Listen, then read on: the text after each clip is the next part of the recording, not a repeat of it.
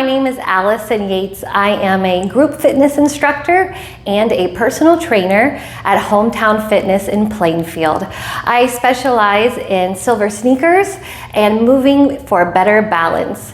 Today we're going to work on seated exercises. As long as you are moving for 30 minutes, you are helping your heart, you're helping your lungs. Don't think it has to be this huge thing. A seated exercise is still a great way to do it. So just like with everything we do, we have to start by warming up. So we're sitting up nice and tall. Our buttocks is completely on the chair, but our feet can touch the floor. So only go as far on that seat as your feet can touch the floor. So we're nice and tall and we're just gonna march. We're just marching it out. Now, if we wanna get that heart rate a little higher, we're gonna use our arms. Just regular, like you're walking, but you're walking seated. So you're doing this. So then, if you wanna do a little different, heel touch, heel touch. Just changing it up, getting everything working. And then from there, toe. Point that toe. So a lot of times our ankles get kind of tight and we're trying to work them right now, loosen them up and get them ready for all of our exercises or just getting them ready for our day as well. So another thing to remember is always do that ankle roll because we do a lot of times hold tightness in our ankles. So we just do our nice ankle roll. Our chest is still up, we're nice and tall. If you're feeling like it, abs are in to help your lower back with that. So once you got your march, your heel touch, your toe touch, now if you feel comfortable, take it to the side. Take it to the side. Getting into that inner and outer thigh as well. Still warming it up. If you can move those arms with it, go for it. Switch, switch.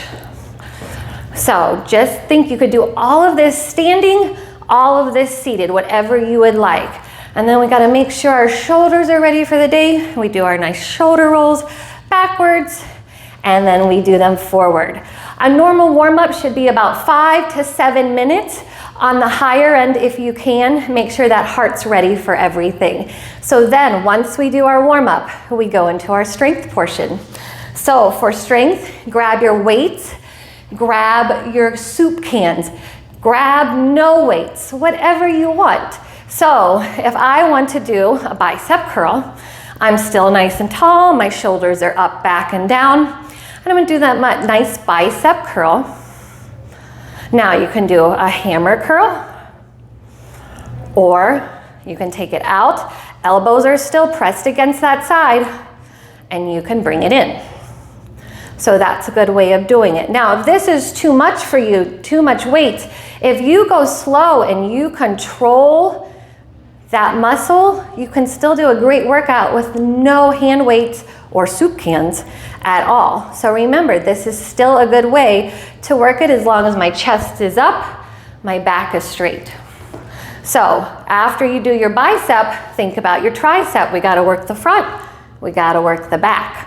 So for the tricep, a little bit more awkward because we don't stand around or sit around like this, but you're gonna take it and hold it at your hip, and you're gonna take it back behind you, and you're gonna bring it back forward. Now watch that you don't put too much tension in your neck when you're doing that.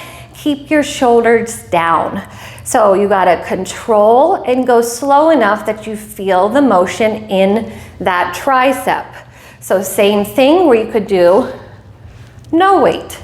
Just make sure you're going slow and controlled, feeling a nice workout in that tricep.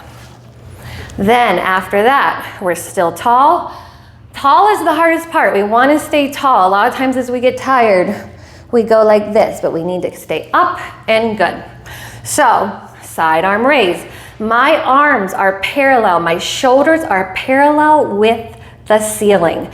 So I'm bringing it down. I got a little hook in my arm and I'm bringing it down. So once again, can do it no weights as well. If you feel like you're not getting a good workout by doing both arms at the same time, just do one. Focus on that arm. focus on that arm. So that's a good way of doing it. So once you've done your warm-up, you've done your strength, you can do abs or go straight into cool down. So if you want to do abs, you sit back in your chair, you make sure your feet are on the floor, your hands are behind your head, your nose is up a little, you don't want to be looking down, and you're going to do little crunches, taking your navel to your spine. So it's like you're trying to get your belly button to go to your spine. It will not happen, but you can try. And so you're sucking everything in and you're getting nice crunches. It's not a huge motion at all. If you're going too far forward, it's gonna hurt your lower back. And if it ever does hurt your lower back, go less motion or don't do it. So that's your abs. Then if you wanna work your obliques, once again, I'm nice and tall on my chair and I'm going to the side. You're gonna do a three pause, 2, 1, and in. Now this is a very unofficial way of saying it, but you know you are working your obliques if you feel your fat on the side squeezing together. So I know I feel it this way. So you're gonna switch sides with that as well. So you can do your straight abs, top, bottom, and then your obliques as well. Now, we did 30 minutes. Let's say we did 30 minutes. It is time to stretch. So take one leg, bring it out, foot is flexed. Make sure you're stable on the chair, chest stays up, and you're gonna bring it down as low as you need to go so that you feel a stretch in the back of the thigh. If you feel the stretch right here, stay here. All I care about, and all you should care about, is when you feel that stretch. And you'll switch sides with that as well. So once again, chest stays up slightly. We don't want you too low. And you're gonna take that leg out at an angle and your foot is flexed. Now another one to do, I always say pretend like you have a tray of food right here and you're trying to stretch down here. If you feel a stretch like this, stay. If you don't, slightly and carefully push down on that knee.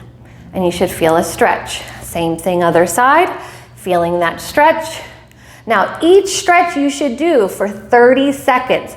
That's how you're gonna get the best benefit of the stretch. So 30 seconds for each one. Now, same old, always a good one, clasp press in front. You can bring it overhead or bring it behind. Shoulder blades coming together, shoulders are down. Now, one stretch that is great to do if you're in the mood for one last stretch is you're nice and tall against the chair. A lot of times we hold a lot of our tension and our stress in our necks. So we can take our ear, I'm gonna show you a little better, ear down to our shoulder. We can reach down with the chair so that we can get a deeper stretch. So once again, 30 seconds to hold it. Then take your chin and bring it to your armpit. Sounds odd, but it works. And then you're gonna feel it in a different spot in your neck. So we're getting two different parts of our neck stretched. Make sure you go ear to shoulder, then back up. So same thing, other side. Make sure your chest is up. If you don't feel that stretch, grab onto that chair, ear to shoulder. Bring it back. So once again, 30 seconds, I showed it shorter. But that is everything to have a wonderful 30-minute workout. Great for the heart, great for the lungs, getting that exercise you need. Thank you so much for joining us today. Bye.